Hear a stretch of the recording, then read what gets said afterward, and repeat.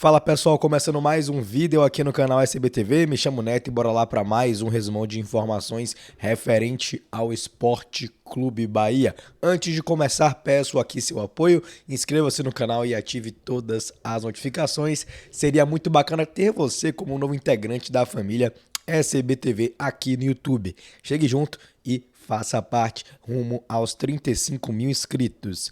Vamos começar aqui com aquele bom dia que a prefeitura colocou aqui em seu Twitter, né? O Bahia é o mundo, né? Aquela figura que foi feita ali na região próxima ao elevador Lacerda, ali, né? Bem bonito mesmo, que foi inaugurada com a chegada do Grupo City aqui em Salvador. Muito bacana essa homenagem que foi feita aí, né? A estagiária só tem uma coisa a dizer, que o Bahia é o mundo, né? O mundo aqui em evidência.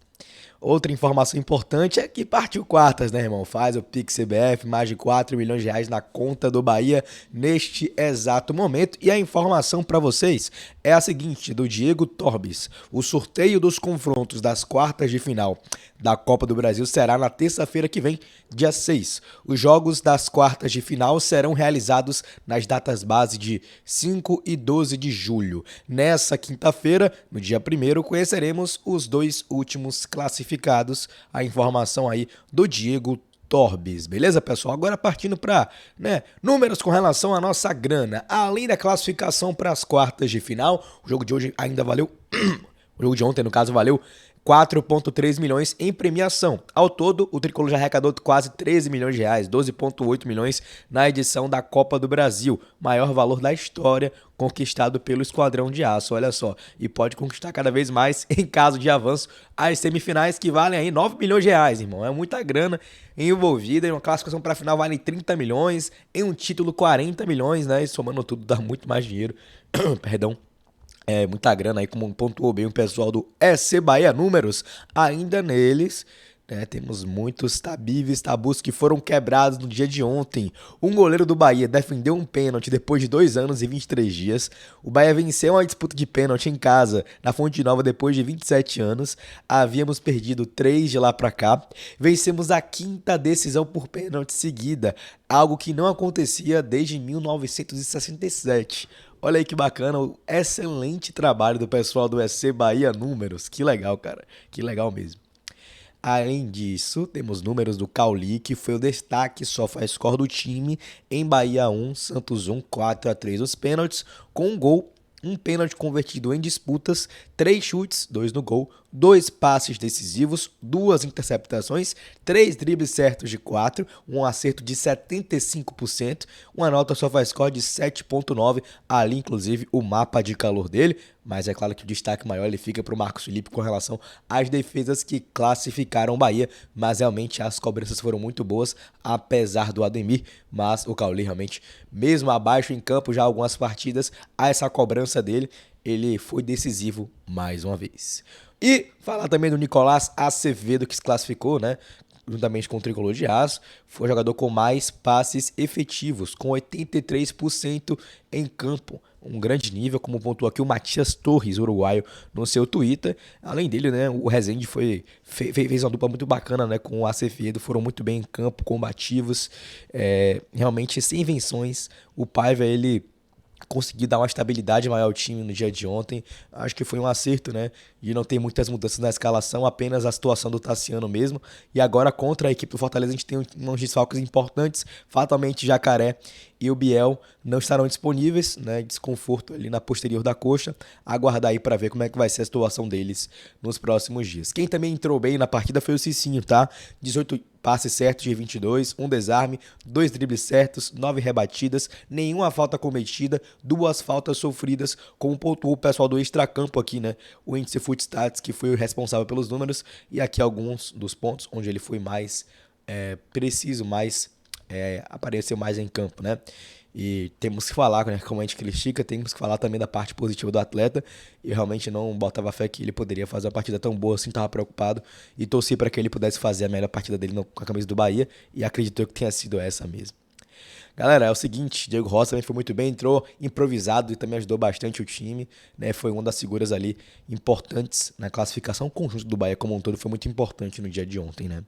E o André, também classificado, ainda tirou onda com o Marcos Leonardo, né, menino da Vila, ele que participou, né, da presença ali na goleada da seleção brasileira pelas oitavas de final do Mundial Sub-20, depois do 4-1 sobre a Tunísia. Acompanhou o esquadrão e... Ele vai errar e nós vai ganhar. Bora. Eu falei! Eu falei! Menino da Vila! Muita resenha aí do André lá com o Marcos Leonardo. E rapaziada, uma curiosidade interessante, né, do SofaScore aqui. Ontem a Copa do Brasil teve sua noite com mais disputas de pênalti na história da competição a partir das oitavas de final. Foram 4 disputas, né? E agora poderíamos ter, no caso, no dia de hoje, outras disputas se assim realmente acontecer. Até a TNT Esportes brincou, né? O Dia Mundial dos Pênaltis, já que rolou também na final da Europa League, né? Com Roma e Sevilha. Cássio Cardoso pontuou que a partida de ontem contra a equipe do Santos, que o Bahia teve a vaga na mão até o último lance. Se faltou refino, não tinha faltado luta. Foi uma crueldade o gol sofrido, pois o time não tinha dado chances claras ao Santos.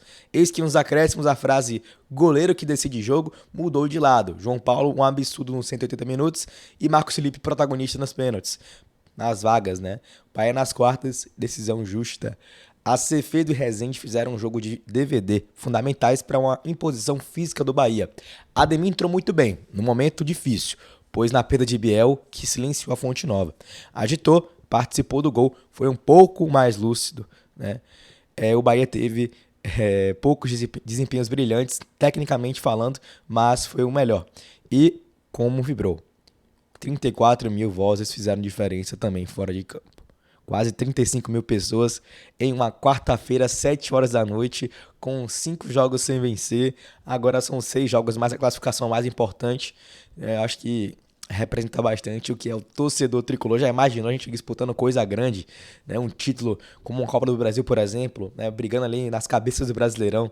Isso aqui vai ficar pequeno, né, realmente, para a torcida do Bahia.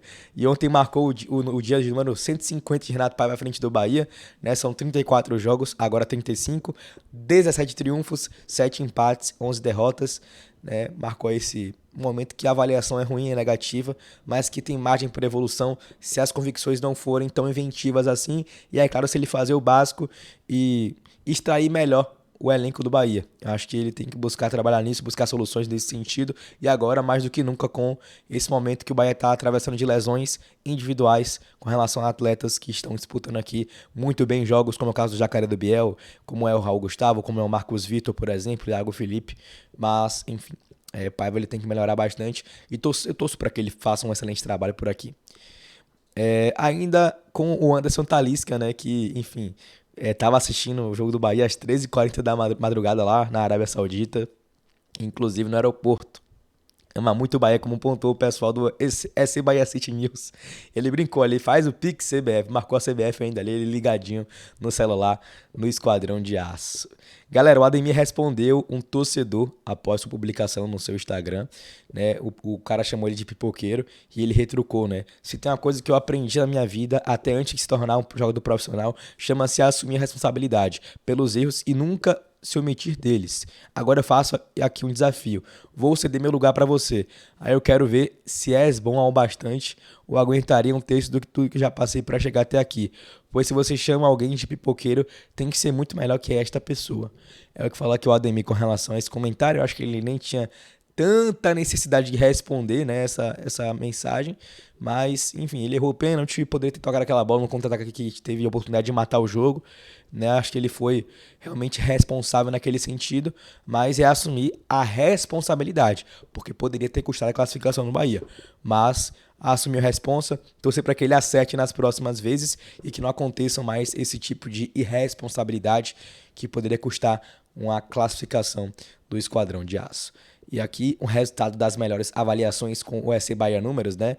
De que o Acevedo e o Marcos Felipe tiveram a melhor nota e a pior nota, o Ademir. Média de 7,4 na avaliação. No acumulado, Rezende segue na liderança, seguindo de Azevedo e Biel. E como pontuou aqui a página Como SB no Twitter, o Bahia tem um prazo aí, né? para poder inscrever novos atletas na Copa do Brasil até o dia 8 de agosto. Então, como a janela abre no dia 3 de julho, ainda há margem para registro de novos atletas na competição da Copa do Brasil até essa data, tá certo? É isso, esse foi o vídeo, eu espero que você tenha curtido. Se você gostou, inscreva-se no canal e ative todas as notificações. Um abraço e até o próximo vídeo aqui no canal SBTV.